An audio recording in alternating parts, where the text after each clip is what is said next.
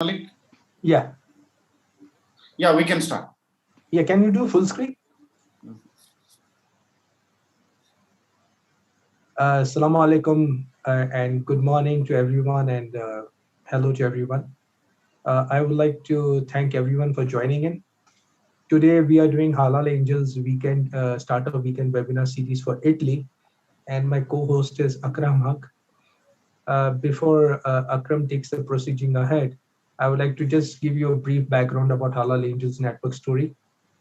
In the startup arena, there are two kinds of funding. One is angels and one is venture capital.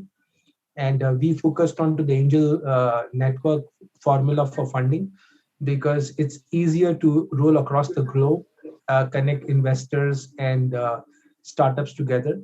And because of, it's easier to connect people through this.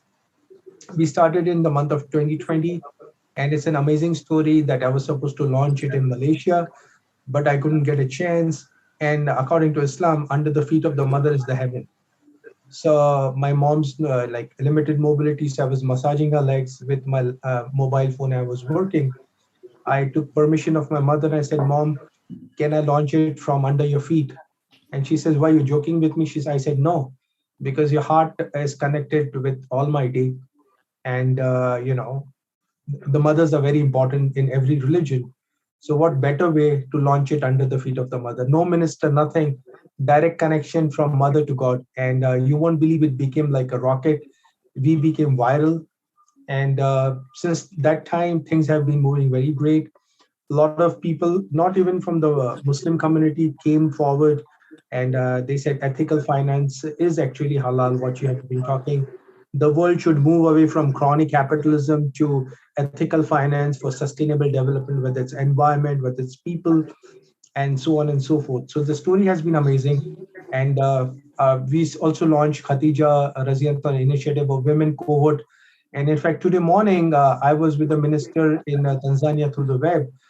So we have partnered with one of the leading organization for women entrepreneurship there in Tanzania. I was a keynote speaker.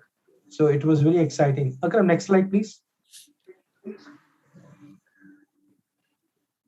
Why halal economy needs entrepreneurs? Because whether it's halal, ethical, or mainstream, entrepreneurs spur growth. It has national income. Entrepreneurs create social change. Community development creates innovation, solves issues, adds revenue to government, and creates job. So entrepreneurship is good for everyone, and that's why we want to look at the halal economy. Next slide, please, Akram.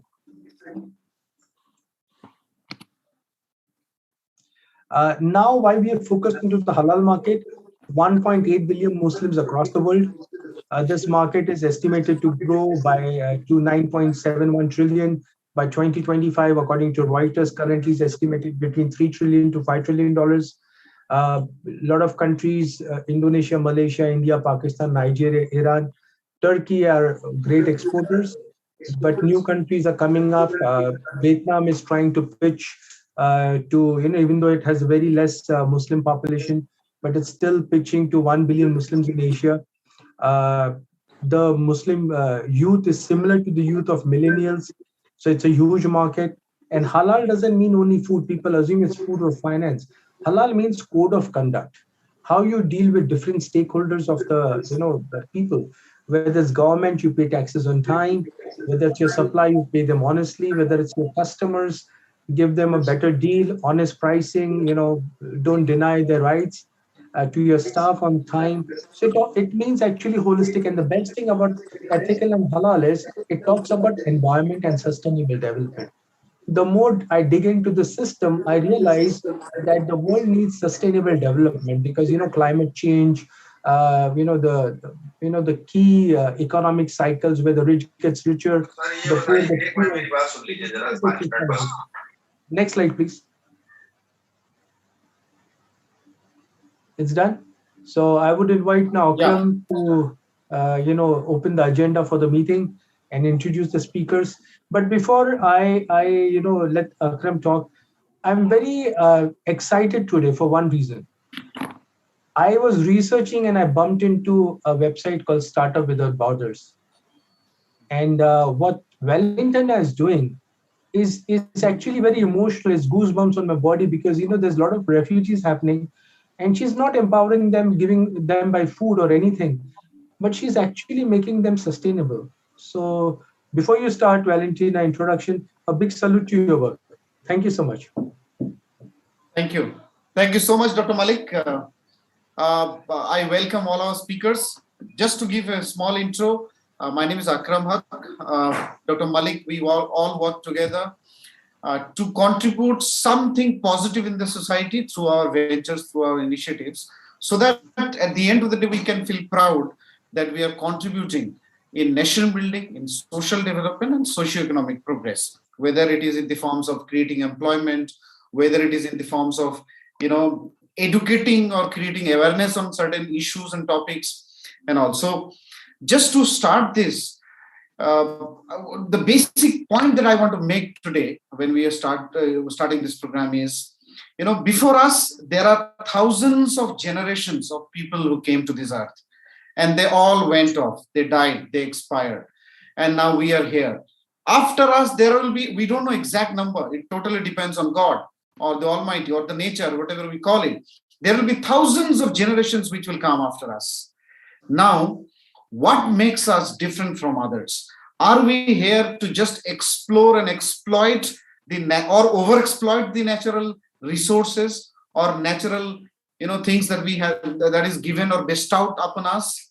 Or we make responsible use of those and build organizations, build individuals, or utilize the resources in such a manner that we do not exploit them just for our need and greed, but also retain them, sustain them for the better of the humankind and human being.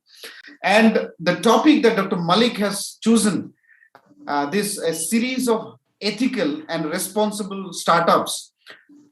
Just to come to, before coming to that point, I want to make is also entrepreneurship is the backbone of nation building. You see, whichever nation is dominating the world or giving good things to the world are through entrepreneurship, not through jobs or any other thing. The second thing, any community, whosoever community is doing wonderful work in the world, you will find they are doing through entrepreneurship. So communities which are good in entrepreneurship, nations which are good in entrepreneurship, they have been tremendously contributing, not only in the forms of innovation, technology, but also in the forms of jobs, employment, and many other things. So the point we're here, there are two important points we are connecting. One is ethical and responsible. The other is entrepreneurship. This both, if can club together, we can do wonder in the world for peaceful and progressive cohabitation. So we will discuss on this today, and three speakers that we have today. Let me also introduce them. They are wonderful people and doing wonderful work. I welcome Valentina Primo, the founder and CEO of Startups Without Borders, for joining us from Italy. We have Dr. Karim, who is the CEO and co-founder of Omar Business Development. And we have Dr. Stefano Valente, who is the co-founder of the same organization, Omar Business Development. As we start the discussion, I will first request Ms. Primo to kindly share your remarks on the subject. Kindly unmute, Dr. Primo. Thank you. Thank you, Akram. Thank you so much for inviting me to be here. It's my honor. It's my pleasure to be here. I think, the point that you just made is very important. As you said, entrepreneurship is the backbone of modern societies, especially when we're looking at the opportunities it provides youth, not only in terms of creating economic value, not only in terms of creating an opportunity for them to access livelihood opportunities, but also in terms of realizing themselves, self-realization, in terms of innovation. What we do at Startups Without Borders is working with entrepreneurs who are migrants, who are refugees. And these entrepreneurs bring with them, when they move to a new country, they're bringing with them a different mindset, a different approach, a different way of looking at life, right? And that offers the possibility or the opportunity to solve problems in a different way.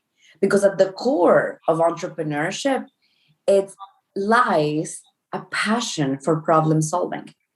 And we are facing, as humanity, the pandemic has shown us that as humanity, we're facing, problems, huge problems that pertain climate change, that pertain, inequality around the world, that pertain access to water, access to food, access to finance. And to solve these problems, we need innovative minds. In order to have more innovative minds coming together and solving these problems, what better than having people with different backgrounds? What better than having people with different thoughts, with different upbringing, with different ways to solve problems? That will enable us as a global society to come up with innovative solutions that are needed more than ever today as humanity faces, the conundrum that we're facing, which the pandemic has only shown us. It has put us right in front of a mirror to look at ourselves as humanity and see that what we have done, that the ways we have been solving problems so far are not sustainable. Absolutely, absolutely. Thank you so much for sharing your perspectives. You can also talk a bit about startup borders in more elaborately. I think I forgot to also share your screen, and maybe Sure. if you want to talk about a bit on the initiatives. Sure. So just to give a little bit of background, I am Argentinian Italian, right? So I come from generations of Italian migrants that moved right, before and during World War I to Argentina. There were masses of people moving right exactly as today we have masses of people moving from the Middle East, North Africa to Europe, and many other migration currents that we're seeing. So what happened in my case is that in 2010, I moved to Italy, I moved to Rome to pursue my master's degrees. And as part of that journey, I was studying peace and development, international cooperation. As part of that journey, in 2013, I decided to move to Egypt. I moved to Egypt with a clear intent and with a clear purpose to understand the Muslim Arab culture, the Muslim Arab region and mindset. I wanted to understand because it has been a region that has been deeply demonized by media, by mainstream media. And I wanted to understand and learn about the culture and the language. As a journalist, my profession is journalism. And while I was there, I was able to come across entrepreneurs of very different backgrounds that were solving problems right at the offset of the Arab Spring. So while we were seeing a country that was coming out of a social uprising, of a revolution, and that was coming from the ashes of that revolution, at the same time, there were thousands of young people, very, very young people, that were creating startups, innovative startups, with no resources and with no support from institutions, from other generations, financial support. They lacked support from all kinds of points of view. But yet, they were going at it and they were creating incredibly innovative businesses that had a social impact, even when they didn't intend to, right? So we were seeing fintech startups that ended up having an impact on the most vulnerable because they were giving them access to finance. We were seeing female empowerment startups that by creating businesses were empowering thousands of women to create their own startups and get out of the households. We were seeing startups that were recycling electronics when nobody was doing that in Egypt. And because Egypt and because the Middle East as a region is a region where not only is the home of refugees, where refugees leave their nations, but it's also the recipient countries of refugees, right? We're seeing countries like Turkey or Lebanon, which host the largest amount of refugees in the world. So while I was doing those interviews and getting so inspired by their stories, I came across stories of refugee and migrant entrepreneurs. These refugee and migrant entrepreneurs were creating businesses that were tackling crucial problems around the world, while at the same time, they were rebuilding their lives. So that was mind-blowing to me to see people that were restarting with their lives, were starting all over again, yet at the same time, were coming up with innovative solutions and taking the risk. They were risking it all to start a business. And it came to my mind to think, why not create a global ecosystem? Or better, let me use the correct word. I was not creating an ecosystem.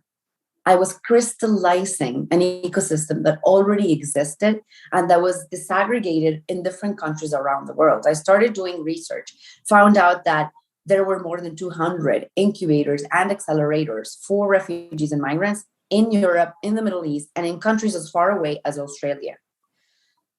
So we began this platform that, number one, tells stories, success stories of refugee and migrant entrepreneurs, because we want to showcase role models that look different than the prototypical white male Western founder. We wanted to show youth from around the world and from the Arab world in particular that there are many entrepreneurs, successful entrepreneurs that create incredible businesses that are migrants, that are refugees. We started also creating events because we believe in the power of networking. And oftentimes, an entrepreneur that is new to another country, an entrepreneur that moves to Italy from the Middle East, for example, they may have the idea, they may have capital or not, they may have the training or not, but they don't have the network. So we want to provide the network. And we started building the Startups Without Borders Summit. The Startups Without Borders Summit is the largest event that we organize annually. We've done 3 editions since 2018 till this date. And we've gathered more than 2,000 people across these events. The last one was last December 11. We did it in 2 countries and 2 continents in parallel, Rome and Cairo, 2 of the most ancient civilizations, 2 of the most ancient cities around the world. Amazing. And we did it in a hybrid edition, right? Because with the pandemic, we saw ourselves with this challenge that we couldn't have so many people gathered in one place. So we decided to do it hybrid with some people coming to the location, to the venue in Rome and in Cairo, and people coming online. And the surprise that came with that is that we were able to invite entrepreneurs from the most remote corners around the world. We had entrepreneurs from countries as far as Iraq, countries in nations like Palestine or Gaza, people that are not able to leave their countries or their cities. They could access the summit. They could access mentors from around the world, mentors from America, from the US, from Europe, and they could access investors. They could access speakers. We had the regional manager of Facebook participating, the regional manager of Dell Technologies participating at the summit. Last year in 2020, we did it in Amsterdam and Cairo, and we had the Prince of the Netherlands speaking at the summit. So these are very high-level events where we bring the spotlight on these entrepreneurs that are overlooked, that are, that are not seen by investors. We bring them into the table. Our third track of activities are our training programs. And what we do is we partner with global leaders in the tech landscape, like Facebook, now Meta. We partner with organizations like UNDP or UNHCR to create training programs to provide entrepreneurs with know-how, with tools and skills to build their startups and succeed. One of the training programs, for example, that is running at the moment is focusing on marketing, digital marketing skills, so that they can leverage on platforms like Facebook, WhatsApp, or Instagram to sell across borders. So far, we have trained more than 2,500 people. And this year, we're setting up to train even more people across Europe, the Middle East, and beyond. One last note that I want to share throughout this whole journey, and forgive me if I'm taking a bit too long, is that we don't want to, our main motto here is that we don't want to help them. We don't want to give them an opportunity. We truly believe that they are the opportunity. This is the core and the nature of Startups Without Borders. And, we're a very young company still. We're a social enterprise. We work, our team works from Egypt, from Palestine, and from Italy to make these global changes around the world. And what we've seen is that so many people were drawn to this movement, as we call it, that we decided this year that we're launching chapters. Chapters are going to be communities in cities around the world that are self-organized and that organize their own local events, utilizing our tools, our network, and our toolkit, the skills that we teach entrepreneurs to have an impact, to scale the impact across borders with teams that are local and that know the local solutions or the local problems that need to be tackled. We're launching the first one this February, so this month, in Toronto, in Canada, and we're launching 4 more throughout the year. So this is what we're excited about in 2022. Thank you so much again for inviting us. I'm here for any questions you may have. So thank you. Thank you, Valentina, for a very amazing talk on your project, which is inspiring a lot of people. We would like to invite, if Karim is logged in, to start his camera. In case he's not finding it easy to log in, then he should restart his computer or mobile and try to log in. And I would invite Stefano, to start his presentation. Can you help with the presentation? Hello. Akram? Yes, sir. Can you help with the presentation of Stefano? Yeah, I will run it. Okay. Good morning, everybody, and thanks for joining us for this seminar. No, this is Karim's presentation, right? Not this one. Karim is facing some issues with the connection, so I don't know if you can help him to join us. Akram, it's the other presentation. Okay, Dr. Stefano will speak, right? Right. Yeah. Just 2 minutes. 2 minutes, yeah. You can start talking, Dr. Okay, that's fine. Okay, so thank you, everybody for attending this this webinar, and also I want also to thank Mr. Dr. Tosif for this opportunity to introduce our work here in Italy, and also to introduce the project that we are trying to develop here in Italy jointly, which is the Startup Village Italy, which is an amazing project that we are, we would like to develop here in my country, and with the support also of the local municipalities and the local institutions. So before getting to the point, I'd like to briefly introduce myself. Basically, I'm a chartered accountant and auditor in Italy, and I'm also partner of Valente and Brett Associates, which is a consulting firm which has been operating for almost 30 years now, and we are proud to say that it's still very operational, and we also try to help foreign investors to set up their own company, and we assist them, we give them all the support that they might need in order to start their business in Italy, and to help them for bookkeeping, tax consulting, legal consultants, etc. I'm also co-founder of Omar Business Development with my business partner, Dr. Karim, which is a consulting company with focus on the Islamic market, Muslim markets, and also on internationalization of companies. I mean, we try to help the Italian companies to enter specific market, and as now the economy, as we all know, is global. So we try to help the Italian companies to enter new market like the Muslim one with halal certification as well, providing also halal certifications.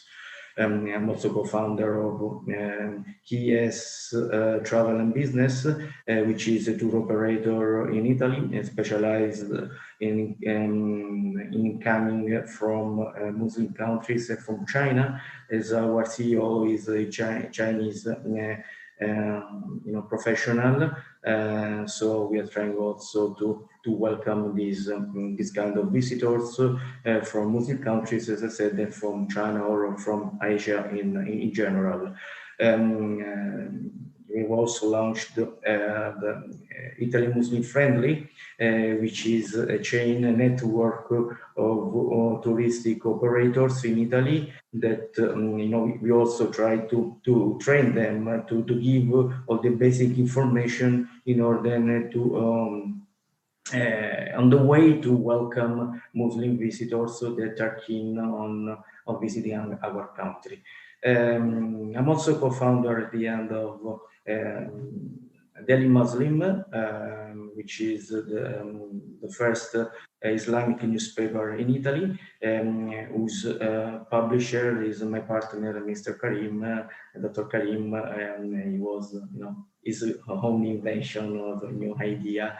Is full of new ideas actually, and I'm very happy to cooperate with him, just like I'm very happy to cooperate with Dr. Tosif and his staff in order to to develop, to promote this amazing project, as I said, which is Startup Village Italy.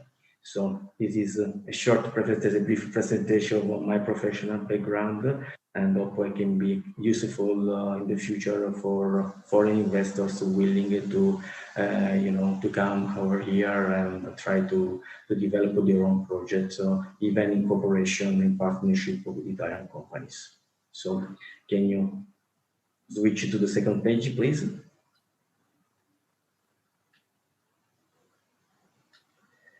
Hello? Yeah, thank you. Okay, you can go to the other one because this is my, professional background, brief presentation of myself. So we can go to the other page.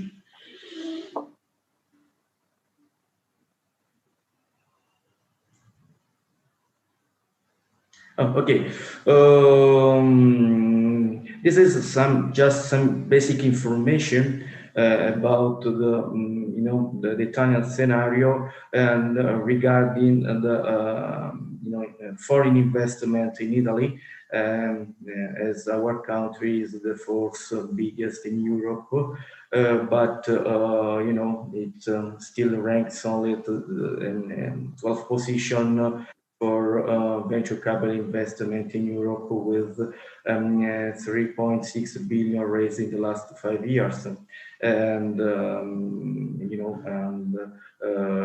we have also more than 60 incubators and accelerators in our country, and this is in some way still a scenario that needs to grow up, and I believe that lots of foreign investors would like to come and invest in our country, also with the support of the Italian institutions, because recently the Italian government has launched some program regarding the possibility to get the visa, long-term visa for foreign investors, basically not European investors willing to come to invest in Italy, and at the same time to get the visa at least for 2 years, and that can be renewed, and this can be also useful to get the Italian citizenship and get the Italian residency. So we can move to the other page.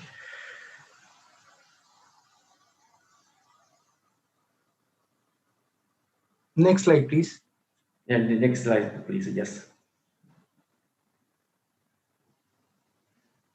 Yes, regarding the Italian startups, yes, this is a project that is not focused only in Italy, but it's a project that it's expanding globally, and the B2B startups play a significant role in the Italian startup ecosystem. And with these projects, we we think that lots of new startups will join the system, and also it will be a good opportunity for local economy to grow up, because there are lots of village or rural areas that needs to be renovated, renewed, to be areas that are available for this kind of projects, in order to welcome for investors that can have access to rural areas and can have the possibility to develop their own projects in regardless, not in different sectors, not specifically into the high technology, but in every kind of sectors, like agricultural sectors, service providing, etc., real estate, tourism. So this is a big opportunity for any kind of foreign investors that would like to join our projects here in Italy. Okay, next slide, please. Okay, this is the scenario that you can find now in Italy, with the percentage that consider the different region in Italy, and the percentage that now are available for the digital B2B startup scene.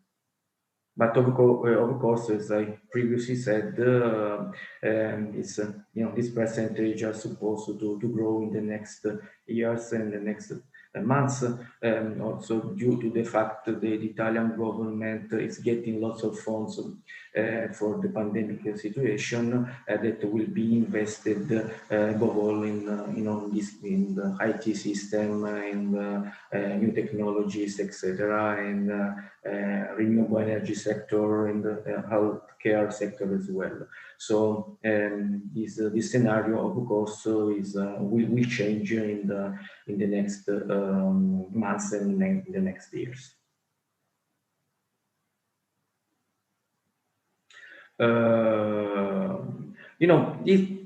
With this slide, I just highlight some of the benefits or the advantages to invest in in Italy, and it is just a few, but just to mention a few, which are according to KPMG report, the Made in Italy is the third best known brand in the world.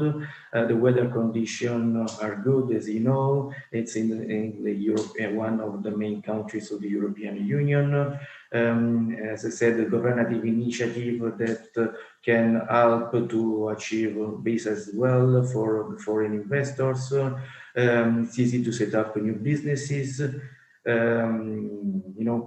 You can find also skilled manpower, quality, competent, and competitive skills. Grassroots manufacturing culture, the Italian artistic and cultural heritage is another adding value and flexible and tailor-made employment law. So you can find all these benefits in my country. Oh, this is just the project that I have mentioned a few minutes ago, which is the project that we are trying to develop here in Italy with the support also of Mr. Dr. Tosif and his staff. And we have already spoken with some municipalities here in Italy that are very keen on embracing these projects and in developing these projects with us, because there is also the feeling, to bring immigrants back to Italy.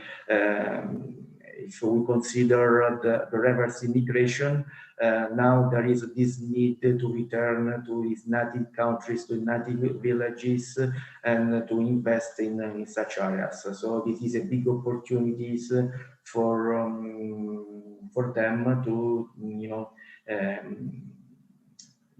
to return to their native countries, native villages, and start new ventures, start new activities with our support. Yes, this is some activities that we would like to carry out with the project, with this specific project, like the possibility to set up events and meetups, to set up communities. Our project would be also a center for incubation, acceleration of new projects, research and development, programs coming from private individuals or companies, even programs coming from institutions like local municipalities. The possibilities, as I said, to welcome investors coming from different parts of the world, and the possibility again to launch new startups, new innovative startups in the areas that each specific municipality is available to give or to grant.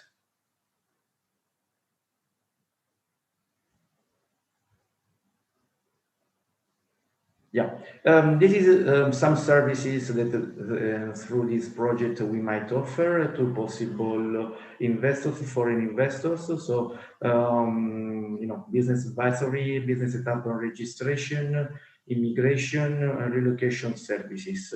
Everything is also connected, as I said, to the grants given from given by the Italian government, and also connected with the possibility to get the visa for the investment made in our country.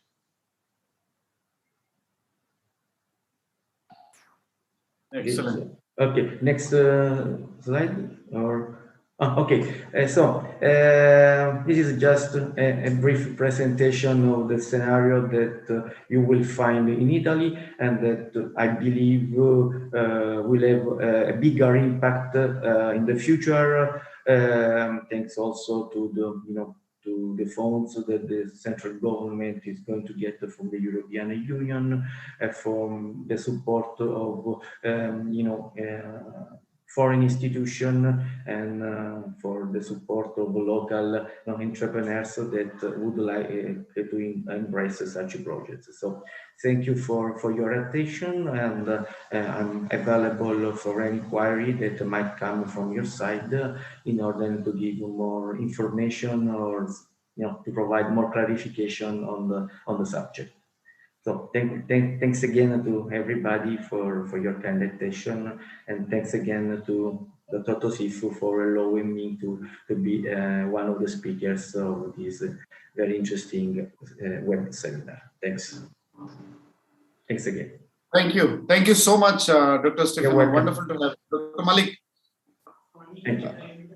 I would like to do a presentation of Karim, but not through the PowerPoint. I'll just give few points.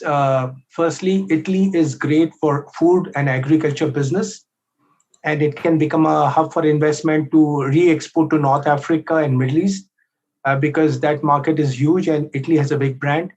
Modest fashion is a big thing because Italy is known for fashion. And the important thing is tourism, because Stefano and Karim is also involved in tourism. So anybody who's looking for tourism back in Italy, they can talk to us and do that. Akram, we can take remarks from question and answers, and then remarks from the speakers, Valentina and Stefano. I would request them to start their camera. Valentina, if you're there, and Stefano, if you're there, can you start your camera? Right. So there's a question from Mr. Nadeem, as I see, is how much revenue has to show or minimum investment to show in Italy to start a business? Well, actually, it depends on the visa program, because there are different programs that can be taken into consideration. So there is a very interesting program, which is Visa Startup Program, which gives the possibility to get 2 years visa, with the possibility to renew or to get a renewal of the visa, and for investments that are have the minimum amount of 500,000 euros if you invest into limited companies or corporation. This is one of the main program issued by the Italian government in order to give the grants and give the possibility, give the visa, sorry, in order to by investing in some activities here in Italy. So this is one of the best option available for the moment. But there are also the possibility to invest in a startup, and the minimum investment required is 250,000 euros. So it depends on the projects, and so we can have these two options. Of course, there is a bigger investment, which is up to 2 million euros if you invest in Italian government bonds. So, but this is, I believe, for the moment, we should leave it aside. So we should concentrate on these two opportunities, which are the possibility to invest in startup with the minimum amount of 250,000 euros, or in a limited company or corporation, Italian corporation, with the amount of 500,000 euros. But there are also a smaller amount if you consider the possibility to be employed in Italian companies, or you can even start a smaller business, which is, there is no minimum requirement actually for smaller companies. So there are different opportunities. If you like, I might share some presentation about it later. If you can, send me an email to the to my professional email, I can send a presentation about this specific sector and the way to proceed in order to invest in Italy and to get the visa for 2 years at least. I have a question for Valentina. My experience is, in startup industry, women participation is 0.02%. And this is America, this is Europe. And now you work with refugees, Middle East. How challenging it is for women entrepreneurs? Yeah. So at Startups Without Borders, what we do is we always make a very conscious effort to have in our program, in our events, as close as possible to 50% of women. We've had so far 42%, which is coming a bit closer.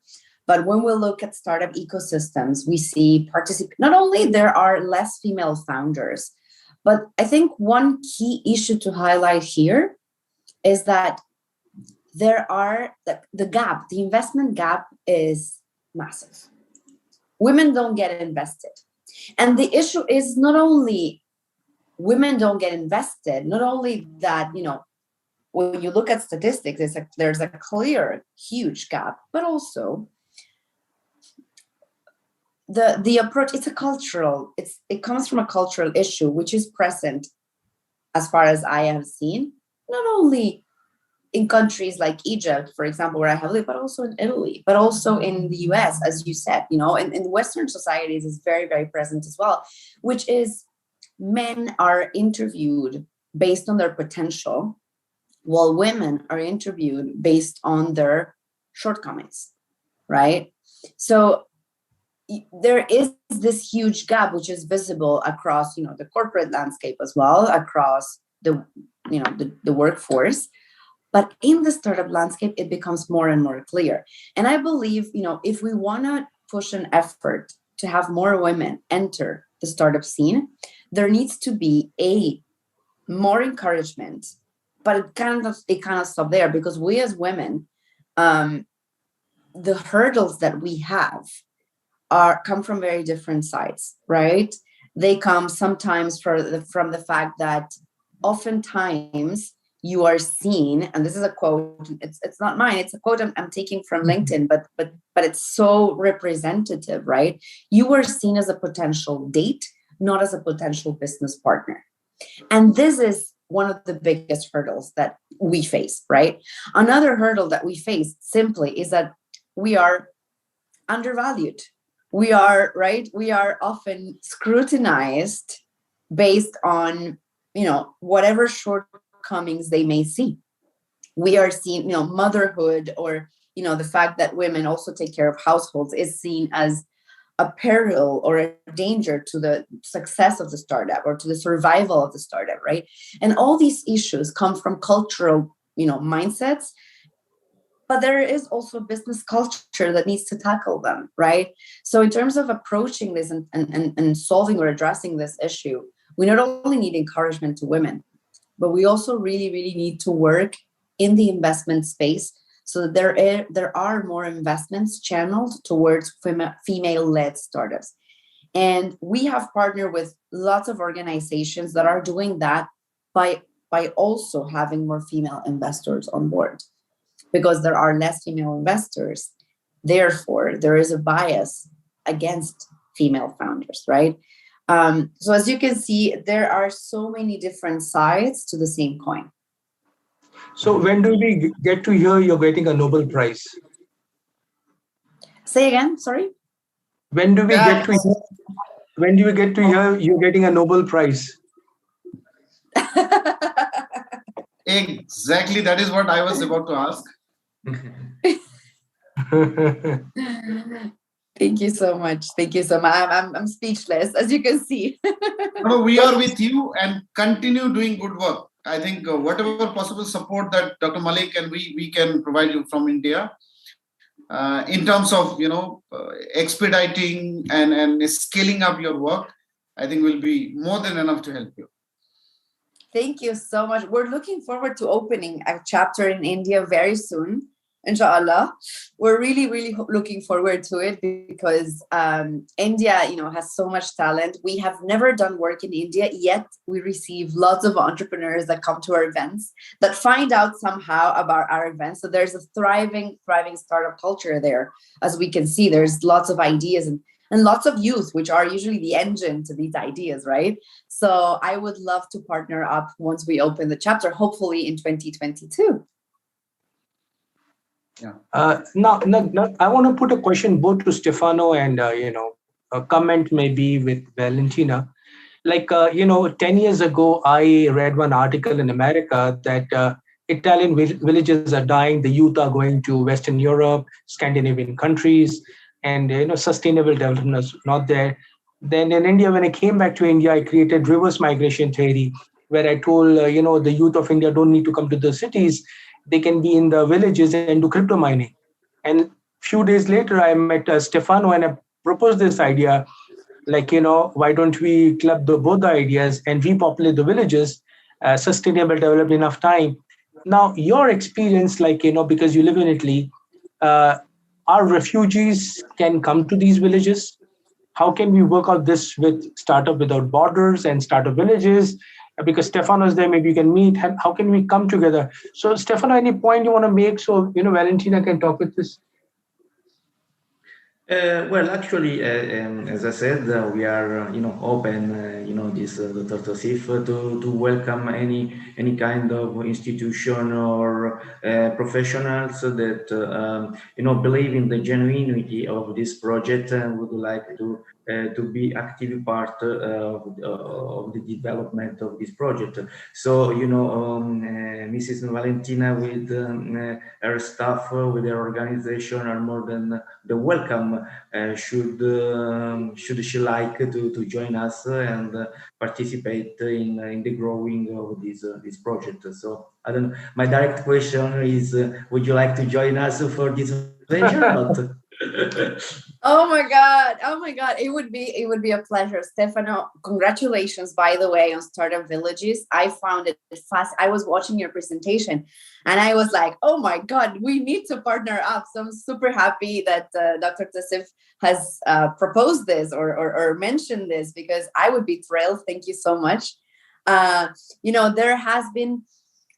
I feel like Italy has so much potential, and there is this very strange contrast between very talented youth that are emigrating, that are leaving Italy, right? But we also have youth coming into Italy. So, and Italy needs youth, needs innovation, right? So I truly believe that we can build something amazing where we can have youth, Italians, and also foreigners coming together to build solutions to problems. I would definitely love to partner up. Thank you so much. That's the right answer. So you are already in the team, and we don't need to add anything else. It's in some way it's important to get this kind of feedback from someone who is not completely native from my country. So and then can really feel the traditions, the history of my country. It can be, a support for this kind of initiative, because sometimes,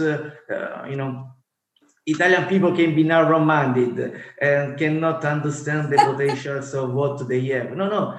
Well, actually, I live in the south of Italy, so if you know the people in the south of Italy, they are not so open-minded, let's say. Yeah. So having someone like you who is half Italian and half foreign, it's an adding value, because you can see the difference, can be really helpful to advise on the best way to proceed. And I have to face, not every day for my ordinary job, I meet people that would like to conquer the world in some way, but they don't have the right experience, expertise, or they don't have the know-how, or say, okay, if they want to go to the global market, they say, okay, I have this product, but they don't have all of the structure to sell the product, in the global market. Just to make an example, for example, the minimum request is to have an export manager who can advise on this. So you cannot just say, I have the best product that I want to sell it abroad, because it wouldn't work. You need to have a proper structure, the right professionals helping you, supporting you for this kind of initiative. And they have to invest also Stefano, in the marketing. Can I get Akram in? Can I get Akram in? Akram, are you there? I think he got sandwiched between two Italians. I have a quick question. Quick question. Stefano, where are you based? Actually, I'm based in Puglia, in the city of Lecce. Wow. Well, great. Well, and when you correctly said that Italy has got potential, so you were right. Above all, the south of Italy, I believe, is not so developed as it could deserve. But mainly because the institutions are not so open-minded, or even the professionals, the businessmen here, they have some way an agricultural mind, so they are not so open. That's why I'm saying that we have a good job here, hard work, but I believe that it can be successful, because above all, the south of Italy need this kind of projects, need this kind of professionals that can help them to grow up. And I can tell you, the south of Italy is full of big potentials that are still there. It's like Stefan, I need to stop you here. Valentin, I have a proposal for you, that if you're looking for India, Akram runs a very popular news channel called Policy Times, and maybe you can work out the partnership, because they have All India Network. I'm an American, and I travel, so maybe I'm not the right fit or something. But Akram is here, and Akram, you have any questions, and we can directly open the mic to the people. And both the speakers, I know you are Italians, but keep small sentences, So let's. Right. Wonderful to meet Ms. Primo and Dr. Stephen. Wonderful to meet you, and congratulations for the good work that you are doing. We will collaborate with you in India. So we organize a lot of conference events in India. So whatever program or conference or webinars you do, we can collaborate with you and to engage Indian industry, Indian startup community especially. Perfect. And a lot of a lot of Indians are interested to go abroad for business and many other purposes. So we will be more than happy to collaborate. Amazing.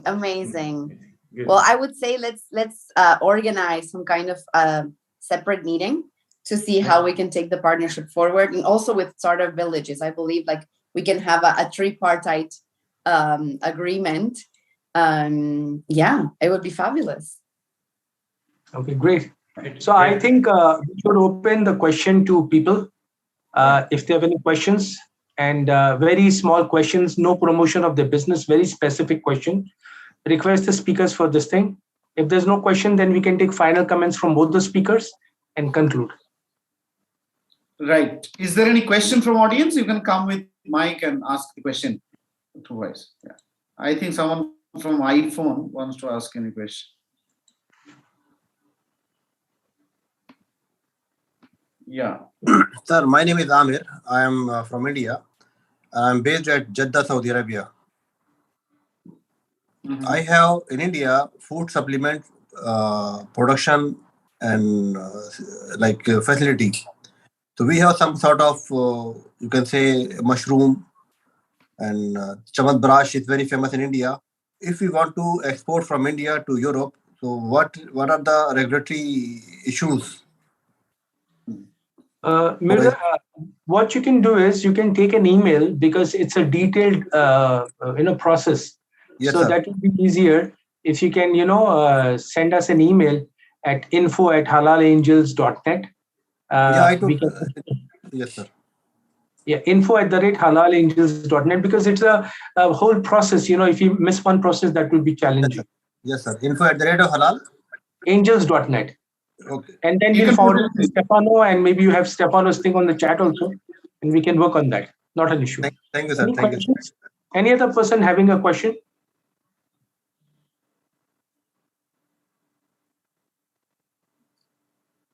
Mirza, what is the question for Startup Without Borders?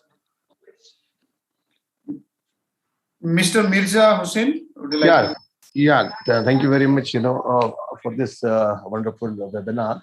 Actually, I am, also associated. I'm running a platform called Incubator. So I would like to, collaborate and partner with Startup Without Borders to take this initiative further collectively, with Mr. Akram or whoever is representing. Thank you very much. Dr. Malik will coordinate with you. Yeah. Yeah, I'll coordinate. Not a problem. Any other questions? I think, Akram, we can take final comments, because Valentina is 3:00 at the night. She's in Argentina. So actually, it's now 8 a.m. So 8 a.m. in the morning. We were starting at 7 a.m. Light has just, the sun has just come outside. Okay. So closing remarks from Valentina.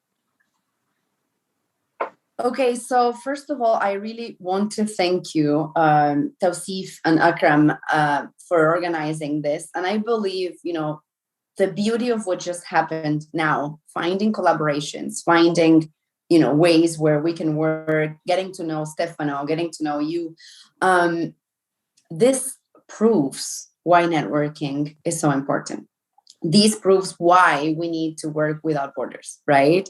Because, it's really about sharing common values, sharing common goals, and this mindset where we can all grow, where we don't believe in competitors, actually. We partner with our competitors, right?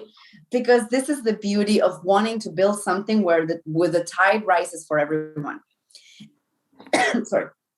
So thank you again so much for inviting me, and thank you to Stefano for your presentation. Thank you, Tawsif, Dr. Tawsif. Thank you, Akram. It's really been a pleasure, and it proves that having these discussions is not only important for us to get to know more, to get to learn more, but also to stretch out a hand, help and get helped, right? Collaborate. This is the beauty of the startup landscape. When I fell in love with entrepreneurs, this was the reason as well. Entrepreneurship is all about giving before taking. It's all about working with others, right? So yeah, thank you again. Thank you so much. Dr. Stephen. Well, what I should add more, you have said everything, and also Ms. Valentina has highlights, the main points, and I also believe in the genuinity of collaboration and networking, because alone you cannot do anything, you cannot achieve your result. If you want to act as a shark, this is not something I'm keen on. On the contrary, I'm quite the opposite. I like to partner, to partnering, to networking, because everyone can give his own support and can put his know-how, his experience and expertise on the table, and everyone can be in some way can get rich, richer than,